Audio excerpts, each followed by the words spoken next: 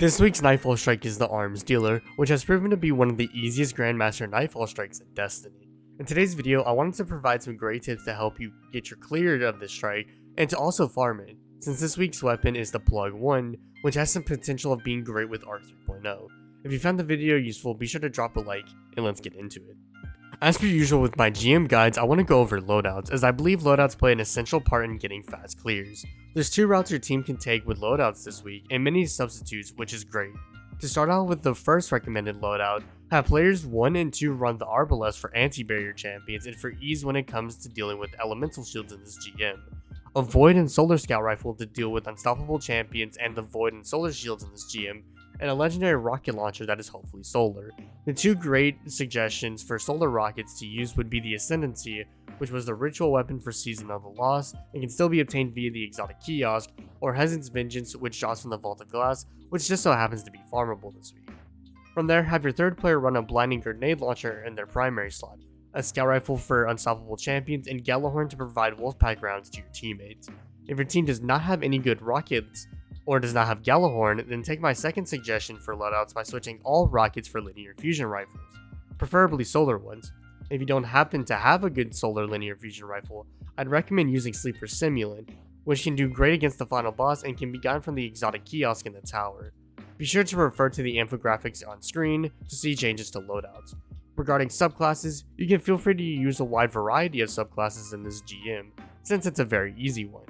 Since the boss is not health gated, DPS supers could be the play, but with a tip that would be provided later, DPS supers won't be as needed here, so I'd opt to use supers that grant damage buffs to your team.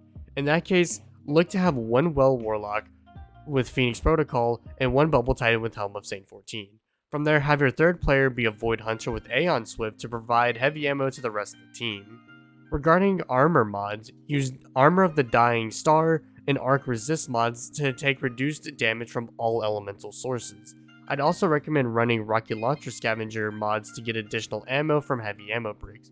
While I would recommend you to run linear fusion ammo scavengers if your team opts to do that loadout, it is still bugged at the time of this video's publishing date, so I would recommend using those for our energy points elsewhere.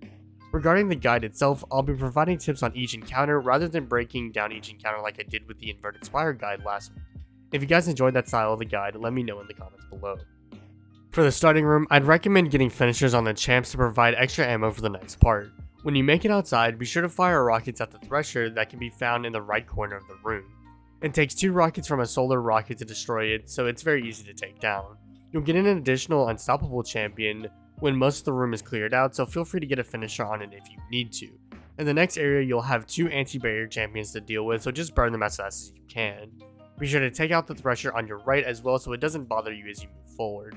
Once you slam the fire orb, you'll have an unstoppable champion to kill, so get a finisher if necessary.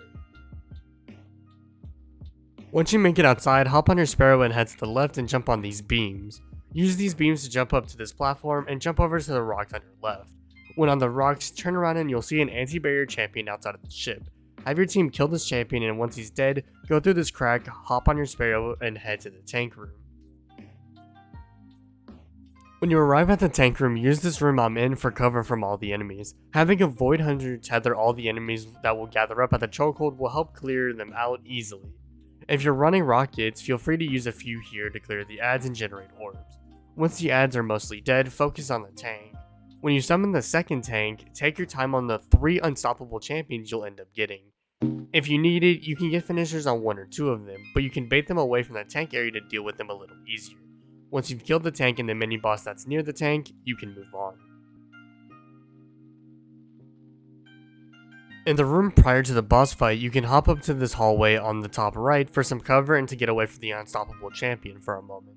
Once the adds up top are dead, deal with the unstop and do the same for the adds on the other bridge.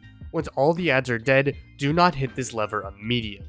There's a method you and your team can do to spawn the boss early, allowing you to bake him instantly. What you'll want to do is have one player run over to the chain on the right side of the room and climb the chain to the top. Once they have climbed the chain to the top, you can hit the lever and the player can drop down. Kill all the adds that drop from the drop pod and position your team behind this back set of boxes for cover from the boss. As the elevator rises, you and your team should be damaging the boss. Use Radiant for a damage buff and melt the boss. If your team does enough damage, the boss will be dead around the time you reach the top. If you fail to kill the boss, play slowly and stay towards the back of the room. With every fire orb, there will be a thresher, so destroy and grab and dunk the orb. Once you've dunked the orbs, melt the boss for an easy clear of the Arms Dealer GM. I hope you found this video useful. The Arms Dealer is a very easy GM, which is why I chose to mainly provide tips instead of a breakdown of each encounter. I think it is going to be a great idea to farm this week since the weapon is the Plug 1, which I believe to have great potential with Arc 3.0.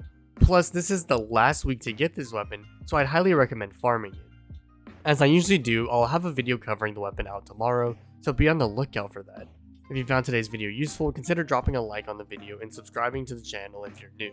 I upload Destiny content every weekday, and I'm sure you'll find something here you like. With that being said, I'm SniperKH, and I'm out. Good luck with gaming.